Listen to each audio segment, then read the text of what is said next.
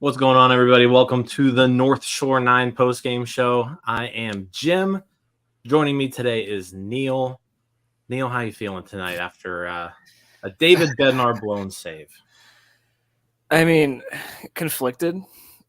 Because, overall, if, you told me, the first two games of the Braves series would end, the score that they were, it would hard to be too mad. But, man, tonight was hard. It was so good for such a long time, but this Braves team they're so good. They're really good. And yeah, it's a frustrating loss because, like you said, even though Mitch Keller didn't have his A game, you still felt like this was a game that the Pirates kind of had in hand for the most part, really throughout the entirety of the game. Just to kind of say here, because we haven't really gone over it yet, but the Pirates lose 8-6 today to the Braves. David Bednar gives up 3 runs in the 9th inning, his 3rd straight game of giving up at least 1 run, 2nd blown save in 3 appearances. We'll get to Bednar later on, but really just to kind of go through the day. Started off, Ronald Acuna Jr. hit a bomb to left center field to open things up. Brian Hayes 3-run homer in the 1st inning to take the lead. Braves punched back with a couple runs, and then the Pirates Lumber Company came out. Rivas, Palacios, Reynolds, all with solo home runs. And then, Braves just came back. It was 6-3 at that point. Braves just chipped away at the bullpen and ended up kind of delivering the final blow in the 9th inning. Where do you want to start? You want to start at the beginning of the game and work our way to the end? Yeah, I guess it's only fair to start with Keller because Keller is so weird. It's not like he's had a drop off and stuff like Contreras or Ortiz. He just can't locate pitches. And, so hitters just sit on anything that's not close because it's going to be out of the zone and just hammer him when it is in the zone. And so I don't think it's a lost cause, but I mean, today wasn't good for Keller, and it hasn't been good for a while.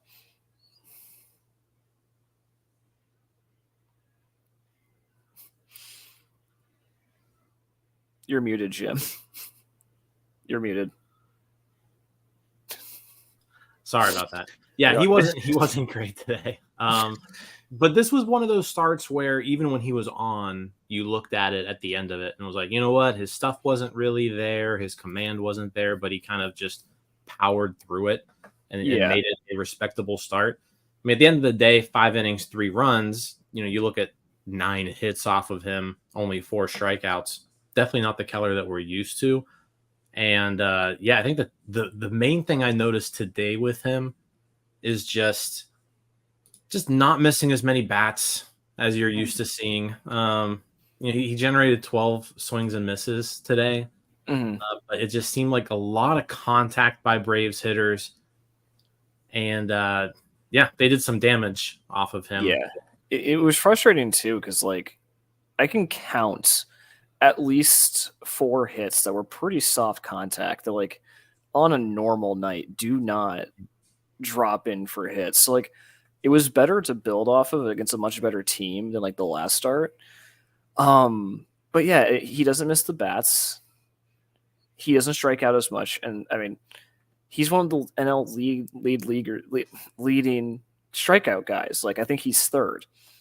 And so you need him to strike people out. He has 7 pitches for a reason. He needs to miss bats. And part of it is just the Braves are really good, like we've said, and part of it is he hasn't been the same for a solid month now, I would say. Yeah. Or 2 months. It's really been since the end of May, which is when he started kind of heading off a cliff there. Still, though, like I said, you pull him after 3 runs. You're feeling good about this game. It's 6-3 at this point. You put in Ryan Barucki, who has been very, very effective lately.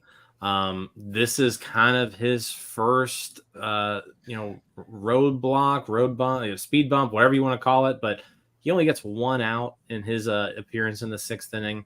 Gives up 2 runs. Gave up a homer. That kind of got the Braves back into the game. Holderman made things dicey too, ending out that inning. He didn't look great.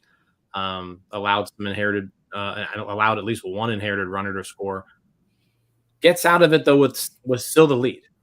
But you never feel good with a 1-run lead against the Braves after 6 innings. You just can't feel good about that. And for as good as the offense was, and it was good, especially for the lineup that was put out today, you always say 6 runs should be enough. You kind of want 1 more insurance run there. And we were so close. Yeah. There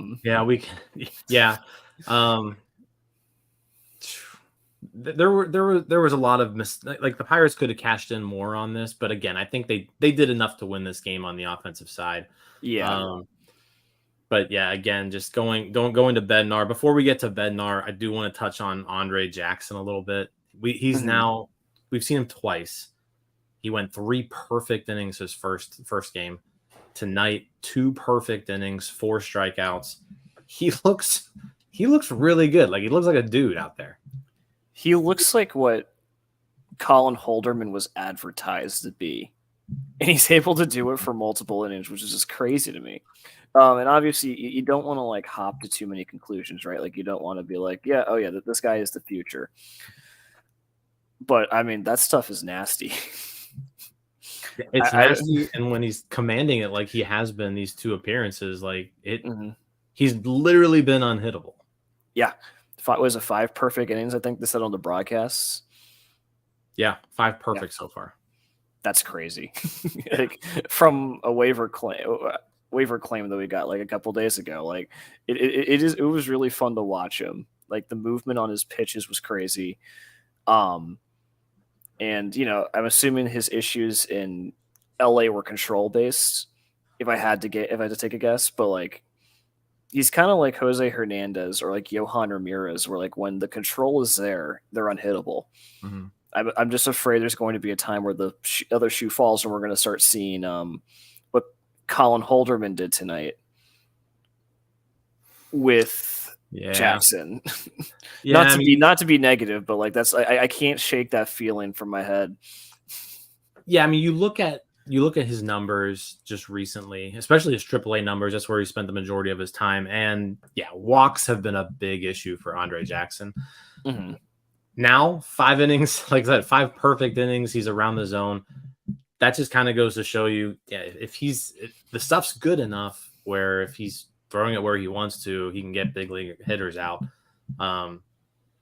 Maybe this is a fundamental change and he found something. I don't know. He's 27 years old. Mm-hmm. You never know. But the control, if that comes back to haunt him, we'll see where this goes. But so far, you gotta like what you see out of him. Yeah, no, I agree. And I mean, you can kind of see because he was working some pretty full counts there, mainly because the Braves are good hitters, but they don't really chase a whole lot. But I mean, you can kind of see where if like 1 or 2 pitches don't go his way, like things can very easily spiral out of control. But you take what you get here. Like these 5 innings have been great. And if we happen to have found another guy with like Osvaldo Bido throw 98 and can give you 2 innings, that's pretty cool.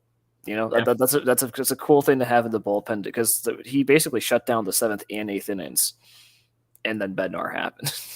And with a team that desperately just needs people to pitch innings, and not just innings, but like effective innings. So if he can keep doing this, he will have a spot on this club. Oh, 100%. Yeah, and like that is something is so valuable because most relievers go 1 inning and they give you 1 great inning. Someone who can give you 2 to 3 great innings is an actually insane thing to have. Like no one really has that, and there's probably a good reason no one has it. Yeah, because if you can go 2 or 3 really good innings, they probably think you can go 5 or 6 and you're a starter. So yeah. And this front office might try to make him a starter. I don't know. Maybe. So he did start some games in Indianapolis, but Indianapolis also at the same time like really likes to use openers. So like he never went super deep in any game, but he went into the 5th inning, one time, pitched 4 innings a few times. So yeah, I mean he's been stretched out. Okay. So Jackson, I see that. It really seems like the control falls apart after 3 innings. Then is what I'm gathering. Because like these walk rates when he's starting games is kind of brutal. Yeah. So, so again, he gets the game to the 9th inning, hands the ball over to David Bednar. Let's kind of talk about Bednar because this is the 3rd straight outing now where he hasn't even had a clean outing. Like he's given up a run now, 3 straight appearances. Hasn't looked great really in the last probably 2 weeks or so, just in general. But Shelton turns to him today after pitching him Friday, pitching him Saturday, getting him hot on Sunday, but not putting him in, pitching him Monday, and now going today. So you're either pitching him or getting him hot in the bullpen 5 straight days now. And I don't know if that had an effect on tonight's performance. It was the worst I think we've seen David Bednar all year from a results standpoint. And you can kind of look at like how it came to be. But 3 runs from Bednar. He blows his 3rd save of the year. Should we be concerned at all about him? I don't think so. Only because, we're spoiled with David Bednar. It's like one of the very few places that we're spoiled. He has been so locked down and so money for like the entire year that he was bound to have some sort of like cold stretch, I'd say. And so I think it's a mix of we keep trying to go back to him because we don't really have anyone reliable and depend to go to. Like when we get to this 9th inning, who do you go to get 3 outs that you feel really good about? I think that's kind of what's going through Shelton's head. But also, he had like a 0.6 ERA until like the All-Star break or something ridiculous like that in like save situations outside of like a blow up against the Mets. So like, I think he's going to be fine. We kind of saw this last year. Every reliever, I think, goes through some rough patches. I don't know if anyone saw the Orioles game, but Felix Bautista, who's probably the best closer in baseball, just blew up and gave a grand slam away to the Astros. So like, I am not worried. Because I don't think 34-year-old Kevin Pillar is going to pull that fastball into left field like that very often. I don't. Yeah, I mean, I'm with you. I don't think there's really too much cause for concern just yet. Now, if we're 2 more weeks from now and we're still seeing Bednar struggle, then maybe there's something to read into a little bit there. But I'm with you. Like, I think he's just kind of going through a rough patch. It happens. He's been pitching a lot lately. Give him the day off tomorrow. Maybe give him the day off after that. Like, just give him a couple days rest, and then hopefully he's back to his normal self.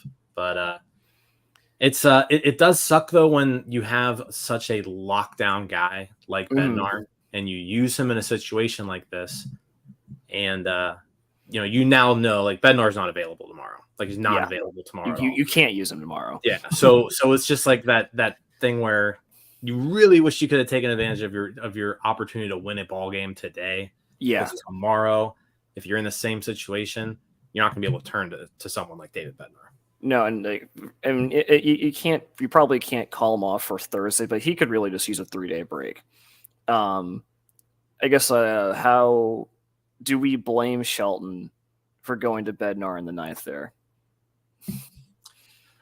So I semi joked like let Andre Jackson have the 9th in the Discord, and you know what? If they would have done that, I don't know if I would have been totally opposed to it just because of Bednar's usage.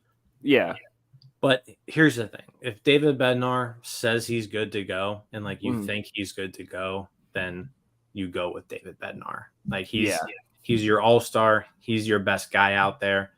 You win with your best guy, you lose with your best guy. So I'm not gonna blame that decision to put him in. No.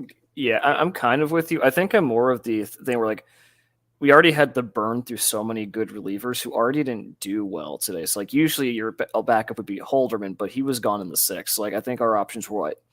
Selby to make his major league debut. Yeah, major league debut. So, one-run game to save against the best team in baseball. Yeah, I guess we could have gone to Moretta's on the IL. Moretta's on the IL. Could have gone to Hatch.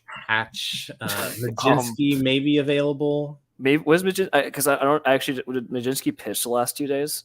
So Majinski pitched yesterday and Majinski pitched the day before. Yeah, so he wasn't available. Perdomo threw 24 pitches yesterday. Yeah, like honestly, like, again, I would not have been mad if we let Jackson go a third. Yeah, because I get it. Like you don't want to run Bednar's arm into the ground, but I that couldn't have been an easy choice to make. I feel, and it blew up in our faces. It just sucks. It sucks because so you kind of blew a David Bednar outing and you lost, and now you can't go to him tomorrow. So if the Pirates want to look to split this series at least, they're gonna have to do so without Bednar from here on out, most likely. But considering he's been bad recently, maybe that's a good thing. I don't know.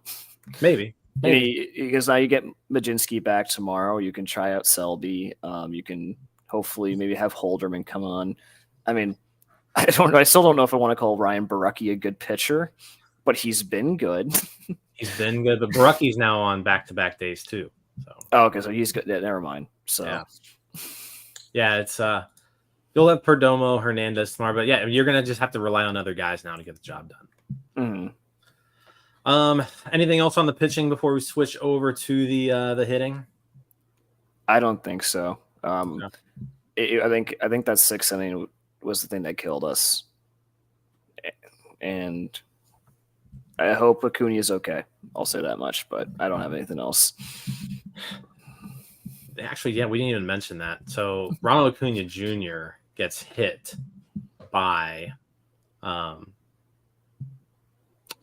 he was hit by Holderman. Yeah, Holderman. Yeah. I think it was a 97-mile-an-hour fastball. He gets taken out of the game. Looked like kind of hit him on his elbow. X-rays negative, so he seems to be okay based off of what the Braves are saying. All right, but little interesting though, because Holderman was wild that whole at bat. Threw one in on Acuna before that, then hit him. The Braves have kind of been known as a team to not just let you do that to Ronald Acuna Jr. either. I feel like Jose Urena has permanently scarred them. Every single time Acuna gets hit, they're just they're going to retaliate. So just a storyline to kind of look at for tomorrow, perhaps. We didn't see any sort of retaliation today, but you knock Ronald Acuna Jr. out of the game, you kind of expect something to come your way. Yeah. I mean, hopefully it's not McCutchen. That's all I have to say, because I think, unfortunately, McCutchen's old enough that he might break if he gets 95, 97 to the back. Let's hope that whatever retaliation does take place doesn't end up in any injury, because it's probably coming. 100%. But but Pirates offense. So we mentioned the Acuna homer in the first inning. Pirates got down 1-0. They got some things going there in the first inning, and someone we've just been begging to show us any sign of life recently, Brian Hayes, 3-run, just crushed it to left field to give the Pirates a 3-1 lead. His I think it was his 7th homer of the season. I'll double check that. But 6th homer of the season.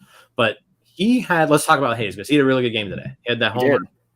He doubled later in the game. He drew a walk, so was on base 3 times, drove in those 3 runs. Best game we've seen from Brian Hayes in quite some time. Is Hayes back? Is Hayes back? He's not. But he frustrates me when he pulls out home runs like that. It makes the rest of his at bats where he looks pathetic make me even angrier. Like the day before, I remember the last time he played, he had 4 at bats, and they all looked so uncompetitive. And I think we mentioned this before the pregame. This is his first walk since May. See, so you said that during the game. Yeah. And I didn't believe you. Like, I thought you were just joking. No, I wish I was. And like, I went back and I just looked. So he did walk in a game on July 6th. Oh, okay. My bad. But since he did not walk in the month of June, I didn't realize this. He had 83 at bats in June and didn't draw a walk. Mm-hmm. That's wild. Yeah, May 22nd was his last walk before then. Especially for a team that prides itself on taking so many pitches. Yeah. It actually blows my mind. No, like it does. That blows my mind because like I knew that it's been bad for him. Mm-hmm. I didn't realize it was that bad. Yeah. And tonight was nice. I need a month of this. I need a month of Ke'Bryan Hayes hitting like this before I'm willing to ever say something about him being back ever again.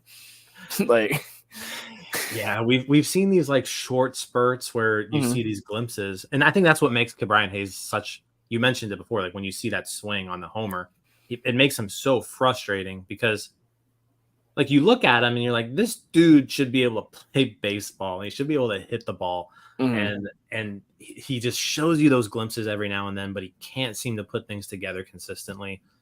I mentioned this on Starbucks, but he's one of the guys that I really like. We need to see some life out of him down this stretch, because otherwise, all he is just a third base Austin Hedges. Yeah. I mean, I don't want to give him Austin Hedges levels because his WRC plus is still like 60 points higher. Fair. But if the Pirates were able to spend money, you can live with Ke'Bryan Hayes and build the lineup around him. Mm-hmm. But as things stand right now, you can't roll with this. And I guess the other issue is our only other third baseman is a Ke'Bryan Hayes clone who doesn't hit the ball and is a really good fielder. Yeah. So yeah, you need Ke'Bryan Hayes. I don't know what they're doing. I know they talked about the toe tap a little while back. Do you think he's listening to his family too much? I don't know what it is. It's his entire approach to offense that just seems off. And like I said, you see glimpses of it, like spring training this year. We kind of saw like his approach change, like his actual approach was different. And then as soon as the regular season came about, he just reverted right back to the same old Ke'Bryan Hayes that we've seen the last few years. But again, great game today. Got to give him props for that. But you need more consistency out of Ke'Bryan Hayes. I agree. And him, again, like we mentioned, we've said it 100 times before, like him becoming even like a league average bat would be so big. Like we're not asking for much. Yeah. If he's a league average hitter, Neil, he's a 5-win player. Yeah. Probably. Like 100%. He's an all-star. He's a perennial all-star if he's a league average player. Like he needs to learn how to consistently hit the ball hard in the air. He's figured out the launch angle. He can hit the ball hard, but he can't do the two things together. We need to see that. Like I'm not a hitting coach. I don't know how you fix that. Get him the drive line. Get him to go do something. But something. I agree. So Hayes with the home run. We'll talk about Alfonso Rivas. His second home run since being acquired. He's been here a week. Yeah. It doesn't change like his entire career up to this point. But like, can Alfonso Rivas be a serviceable first baseman for the rest of the season? For the rest of the season, sure. Do I think he's going to be like a long-term option? I don't think so. I wouldn't think so either. I think the strikeout rates are too high. Maybe if you want, like you bring him in as like a platoon bat next year at first base. but I mean, he's played 13 games this season. And every time he's been in the major, strikeouts have been a massive, massive problem. So I'll be happy to be proven wrong. But I mean, I'm happy he homered today, but I have no idea if he's going to be a good Major League Baseball player or not. Yeah, I mean, you mentioned the strikeout rate. He hit the homer today, but he also struck out twice. Strikeout rate is up to 33.3% on the season. But that was his his second homer in 39 plate appearances. So yeah, the you live power's with there. a 33% strikeout rate if you're homering once every 5 games. Yeah, you take that every game of the week. Like, Yeah. I mean, the power's there. I can see why we went after him, a guy like him, in like a Choi return. But especially with the Andy Haynes approach to offense, I think he's going to really struggle to hit in any real consistency. Yeah, I think that's a safe bet, just kind of based off of his career to this point. But again, Yeah. we'll see. He should get a lot of playing time, from now until the end of the year. Mm-hmm. Give us a little bit more of an idea of who he is. So yeah, Rivas homering second time back. After that, Josh Palacios, leadoff hitter Josh Palacios, who DiNardo loves to just destroy. Solo homer in the 5th gives the Pirates a 5-3 lead. Neil, I would love for Josh Palacios to be a good player. Like he's an enjoyable person to root for. Mm-hmm. Homers today. That insane catch over the railing today. Yeah, he made it. That was right before the homer too. Right? Yeah. Yeah. Makes a really nice catch to end the top half of the 5th, and kind of, that made Keller eligible for the win right there. Yeah. Comes back out the bottom half, hits that home run. His weighted runs created plus. Josh It's not good, right? It's not good. It skyrockets to 75 on the season. Yeah. It's good. Like, he gets the job done in that bat, but they're gonna have to find something to do with that leadoff spot long term and even short term. I mean, yeah, I don't see, and I'm sure they have their reasons for it. I would just put Kutch there. Yeah, I feel like I think that's a nice consistent bat who can get on base. Or if you're trying to get most people at bats, like, throw Endy in the leadoff spot. Like, and Endy is not like a huge power guy. Like, I feel like he could thrive from having as many at bats as possible. But I mean, yeah, it worked out tonight, and I could take my little victory laps tonight. But you don't want Josh Palacios batting leadoff every single night if you want to be a team winning baseball games. And the fact that we almost won a game with Josh Palacios leading off is pretty fun. That's the best team in the league too. But he's not good. Like, and I know he's kind of like a cult classic. He's not a good baseball player. No, he's not good. He's not good defensively. The bat's not there. He's a quad A player. Yeah, I don't even know if he's a quad A player, honestly. No, he's demolishing AAA baseball this year. So yeah, we can give him that title. Him and Miguel Andujar can be elected into the Indianapolis Indians Hall of Fame. Yeah, like that's he is. Him and Andujar kind of probably very similar in talent at this point. Yeah, I'm with you there. Like, it worked out tonight as far as he got the homer. Other bats didn't do anything. I agree with you. Andrew McCutchen should be in that leadoff spot day in, day out, as many times as possible. Mm-hmm. He's got a 380 on base percentage. He's also kind of lost a little bit as far as like the power in his bat. So like, he really doesn't make sense to be in that 3 spot. Like, put him in that one spot where he can be really valuable for the other guys. That's who I would put in there, just because he seems to be best suited for that position. But yeah, I mean, he got on base tonight again, right? McCutchen got on twice tonight. Twice. It's like McCutchen got on twice today. A big walk in the 9th, but it's like he's on a pretty good hitting streak. Like, that's someone like you put at the top of your lineup, and he will get you on base. And yeah, Brian Reynolds has been really, really good recently, so he can start knocking guys in. So yeah, I mean, again, I don't hate playing Josh Palacios against a bad righty because clearly like the lefty righty matchup is there.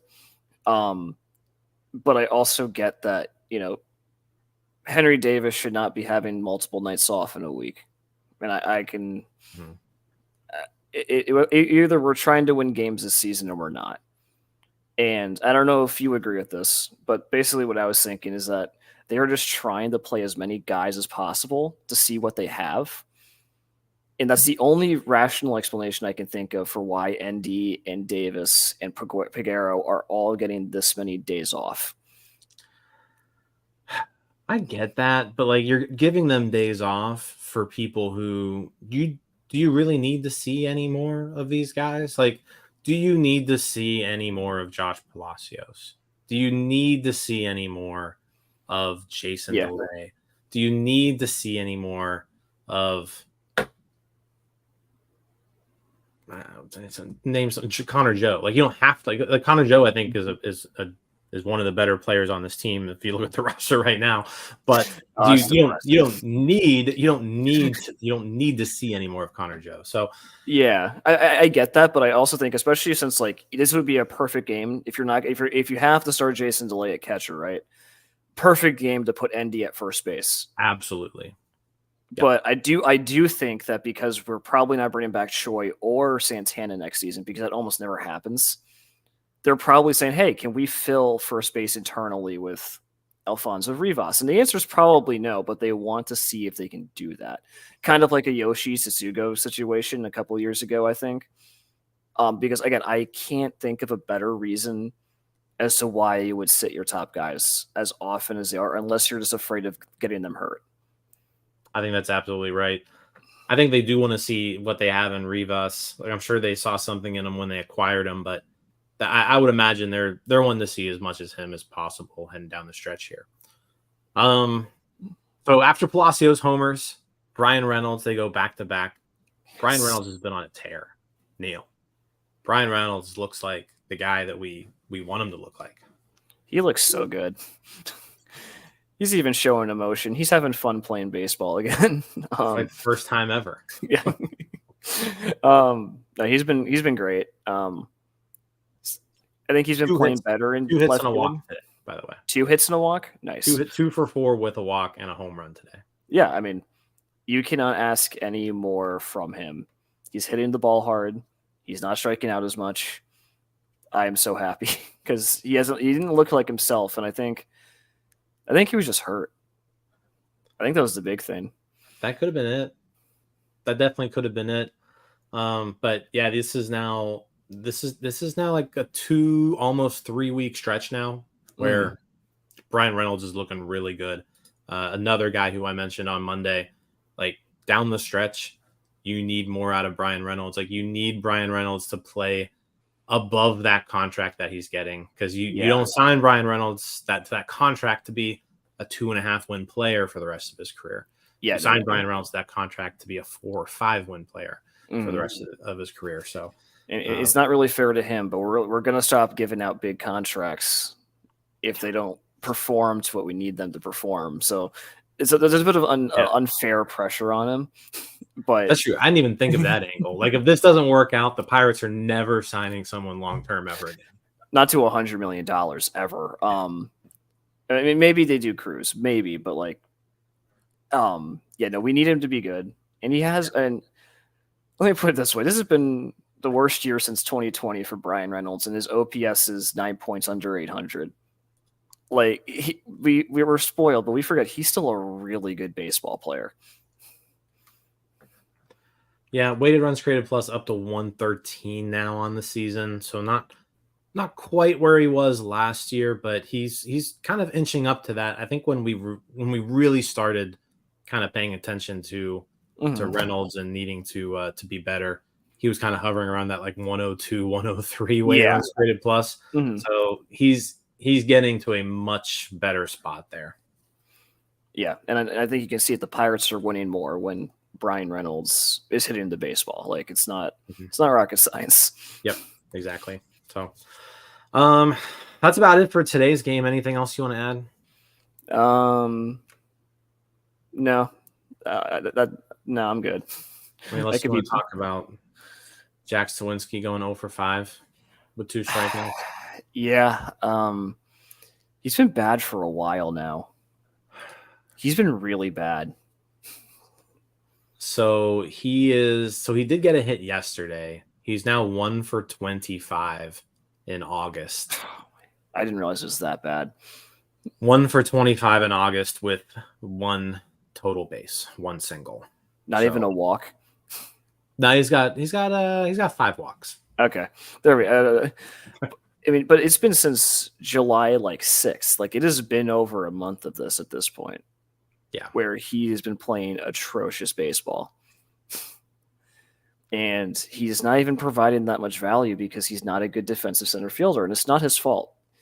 He should be playing right field, and it's not his fault he's being played in center field every day. But yeah, he's been atrocious, and this is why he's so polarizing. And people can get upset about that, but you can't have him disappear for an entire month. You can't.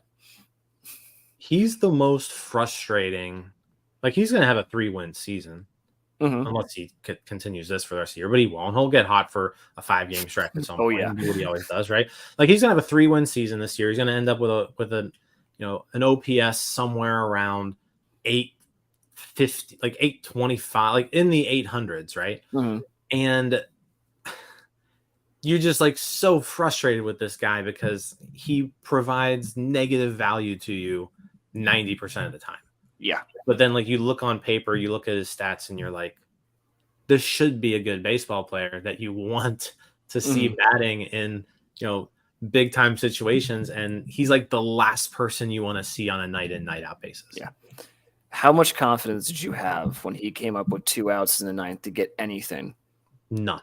Yeah, no, same. I mean, I was more surprised he didn't strike out. But no, he's the perfect man. If you never watch a single game of Pirates baseball, you will say, how could Pirates fans be upset about him?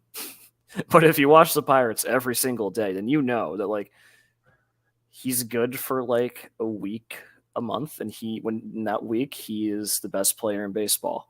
And so he'll fall ass backward into 3-win seasons without any real good explanation. I don't get it. Yeah, it's wild. Last year it was the whole home away split thing. This year it's whatever this is. He's just a strange baseball player. One of the strangest baseball players I've ever watched. And I think it just hurts because when we were entering that first week of July, he was being pretty consistent. He had some valleys, but he would slump for a week. But that's pretty normal. Everyone has bad weeks. And it's oh, he is finally turning that corner in his development. And then this entire month of July and August happened. And correct me if I'm wrong, this happened last year too. He didn't have a good July or August to the point where he got sent down. Yep. Yeah. So he got sent down during pretty much the summer. Yeah, you can't. We need him to take a step forward because right now he's playing himself into being a 4th outfielder platoon bat. Yeah, so his peak was June 13th. On June 13th, he had a 924 OPS. Yeah, and it's just kind of steadily been going down since then. It is now down to an 811 OPS. Well, that's before today, and he went over 5 today. So I'm sure it's down another 10 points or so. He's now below 800. Oh, well, there we go. 799. So that OPS has dipped 130 points in almost 2 months. Yeah, and he was never a 900 OPS player.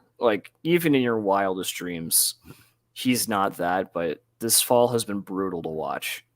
It hasn't been fun, and especially since he's batting 4th or 3rd every day. Or leadoff for some reason. He does walk. Yeah, he does. All right. Well, hey, let's get out of here. We've been talking for 40 minutes. Holy crap. So Pirates lose Pirates lose 8-6. So the series is now split, tied 1-1. Game 3 is tomorrow. Max Fried versus Quinn Priester. That sounds awful. Hey, both pitchers. Both pitchers have more wins than losses, right? All right. I mean, again, we also said that about Osvaldo Bido versus Spencer Strider. So we'll keep... Priester 2-1, Fried 3-1. We don't have to look at the rest of the stats. Yeah, pretty even matchup. That game's going to be at 7:05 tomorrow. We'll have the post-game show on after that. That's all we got. Pirates lose 8-6. Thanks everyone for tuning in, and we will see you tomorrow. Hey, you all. Thank you for watching. I know we try to provide the most entertaining content that we can, and we'd love to spread it to as many people as possible. So I know it doesn't seem like a lot, but if you could take the 5 seconds to like this video and subscribe to the page, it helps out so much more than you know. Thank you, and let's go Bucks.